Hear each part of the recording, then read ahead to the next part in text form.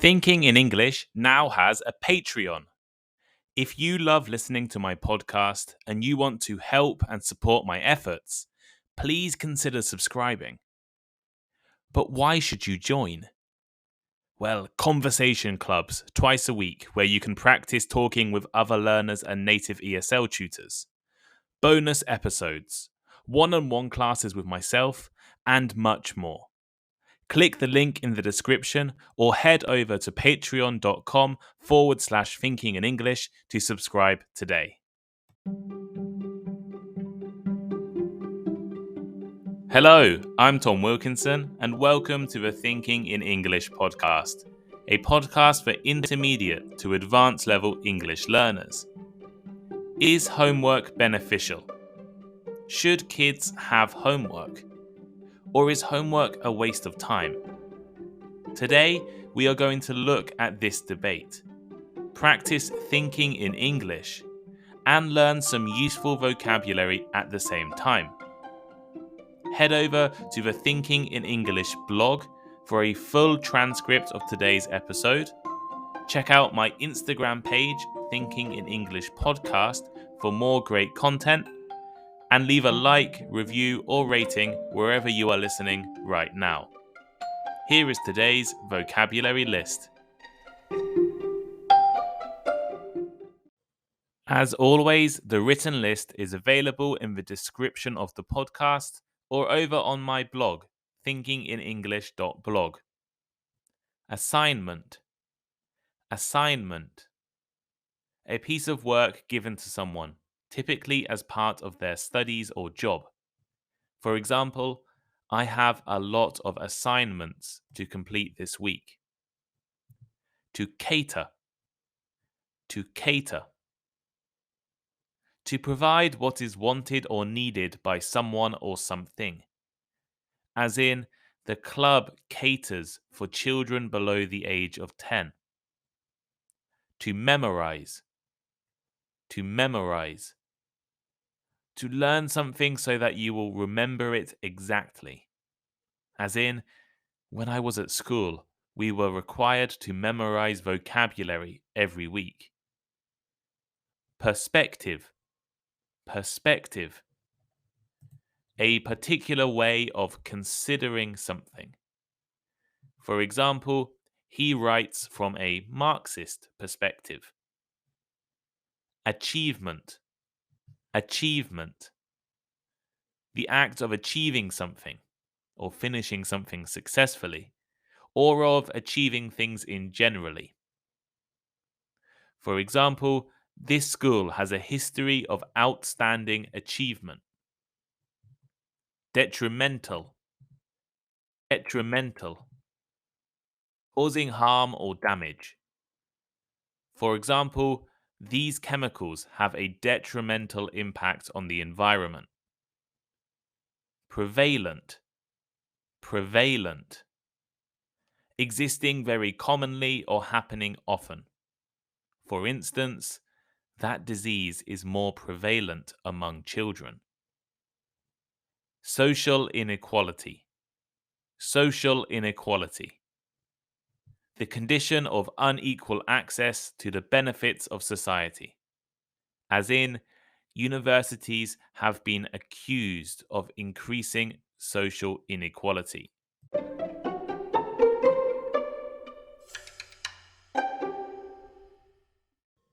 What should children do after they finish school? Should they have to finish their schoolwork or do extra assignments in the form of homework?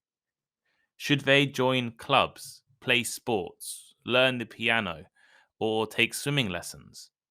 Should they go to cram schools or private classes to keep on studying or learning? Or should they be allowed to relax and rest after a day of studying at school? Depending on where you are from, you might have different perspectives on what children should do after school. Let me give you a few examples. In my case, in the UK, we would usually finish classes around 3 p.m. and leave school straight away. I would often have about an hour of homework, but not too much. And I played rugby in the evening twice a week. Compared to a lot of other countries, it was relatively relaxed. And a lot of the time, I'd just sit or watch TV or go and play in the park with my friends for a few hours. However, I used to be an elementary school and junior high school teacher in Japan, and I was amazed at how different children's lives were compared to my own experiences. My students would finish school around 4 p.m. and straight away begin their school clubs. We have clubs in the UK, but they don't take place every day like they do in Japan. After they finished with the clubs, many students would then head to cram school and continue studying with private tutors. And they also received a lot of homework.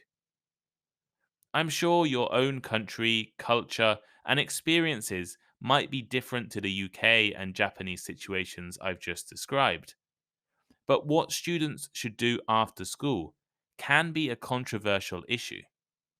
In China, they once had a large and thriving after school education industry. Students from middle class families would attend extra education in an effort to get the best possible marks in the country's university entrance exams. This industry was big business until earlier this year. China decided to shut down and ban after school education schools. Rich families can still hire private tutors who come to their houses, but the schools that catered to millions of middle class children are no longer allowed to operate. Why? Well, part of the reason is for children's health and well being. The government was concerned that children were studying for far too long. Homework has a long history, probably as long as formal education has existed. Pliny the Younger, the famous writer from ancient Rome, demanded that his followers and supporters practice their speeches at home. And the word homework actually dates from Roman civilization. Moving through history, monks and religious scholars in the Middle Ages engaged in memorization exercises. For a long time, education was primarily available only to the people, or men, who wanted to study religion. They would spend their free time reciting and memorizing religious texts, which is kind of homework, I guess. As formal education became more widespread and common in the 19th century, the idea of homework was also developed. Beginning in German people's schools, students were given assignments or tasks to complete. And other European countries quickly copied the German approach, and it spread across the Atlantic Ocean to the United States as well. But the reception of homework has not always been positive. Did you know that homework was actually banned in California for children under 15 between the years 1901 and 1917? Education activists and reformers believed that homework would have a negative effect on the health of children. Homework remained unpopular until the middle of the 20th century. One major argument was that children should spend their free time helping their families and households. From the 1950s onwards, homework became increasingly popular. It was seen as a way of increasing the amount of education a child receives, and therefore improving a country's future economic and technological power. Research in the last 10 years suggests that the average American teenager spends around 1 hour a day doing homework, and high school students receive on average 3.5 hours of homework a week from each of their teachers. But is homework actually beneficial? Or do the negatives of homework outweigh the benefits?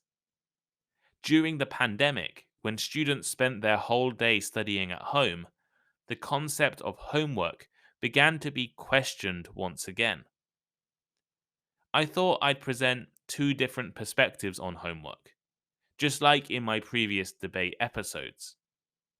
I want you all to listen to both sides of the argument, think about the main issues in English, and then decide for yourself whether homework is a good thing for children. So, is homework useful? Let's start with the arguments for yes. Yes, homework is beneficial or useful. First, proponents of homework argue that it improves students' achievement. More specifically, research suggests that homework increases the chances of students entering college, improves grades, and increases average test scores. Let me tell you more details about this research. First, a study in the high school journal showed that students who spent over 30 minutes on homework a day averaged 40 points higher on tests than students who did no homework at all. Second, two meta studies on the impact of homework, so research papers which collected and compared many different studies, found that homework was effective in improving academic performance and achievement most of the time.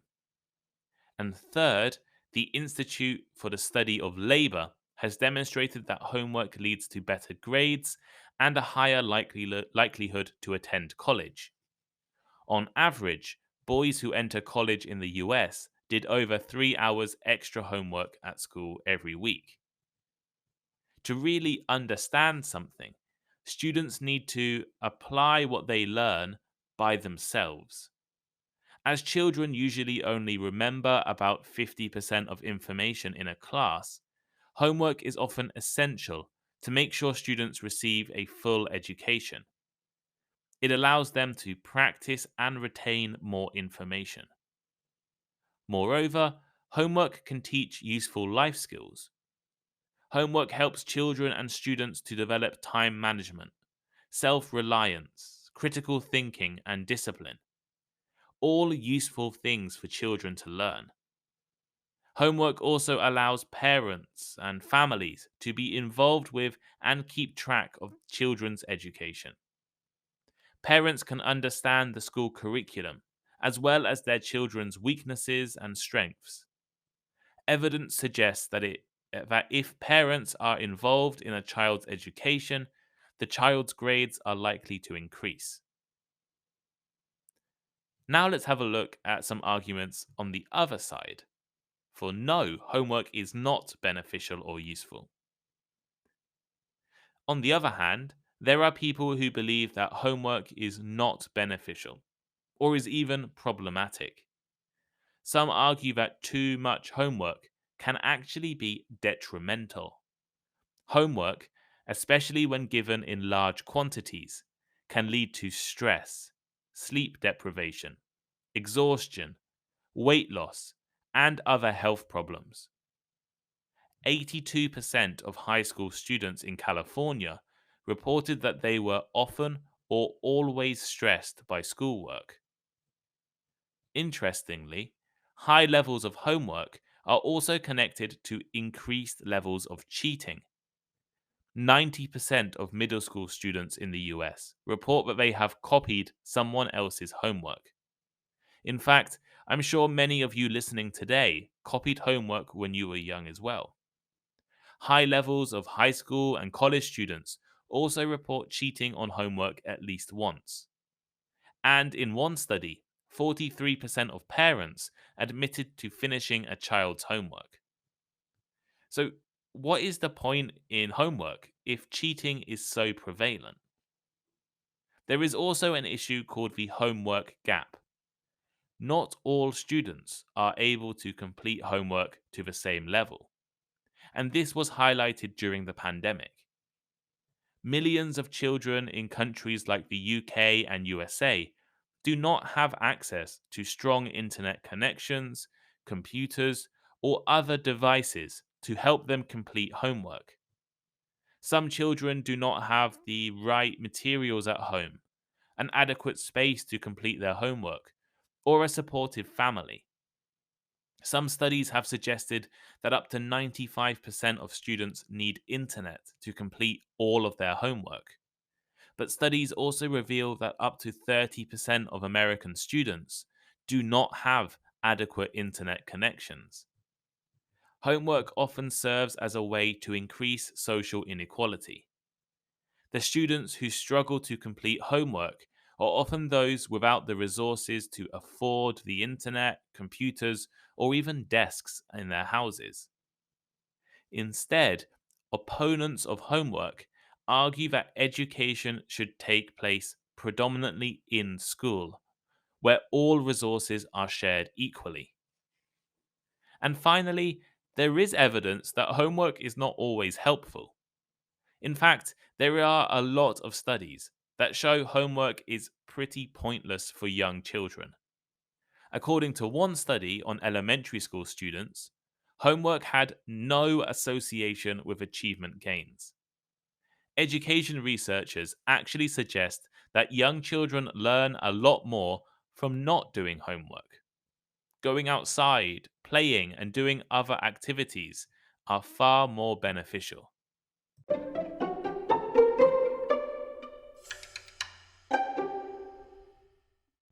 So here is today's final thought. What do you think? Is homework beneficial? Should children be given homework to complete after school? On the one hand, homework has been shown to increase grades, involve parents in education, and teach children important life skills. On the other hand, homework can cause stress, increase cheating, increase social inequality, and might be pointless for young children. Personally, I think that the majority of education should take place in schools. Students should be given enough time and space to relax and enjoy themselves, and they shouldn't spend hours and hours doing homework after school. But I want to know your opinions. What do you think? Is homework beneficial? Can you think of an alternative to homework? Did homework help you when you were at school? Let me know your answers and your thoughts on these issues by leaving a comment on the Thinking in English blog, leave a comment on Spotify, or send me a message on Instagram. Thinking in English podcast is my Instagram name. And while you're over there, follow me and check out some of the other content I upload.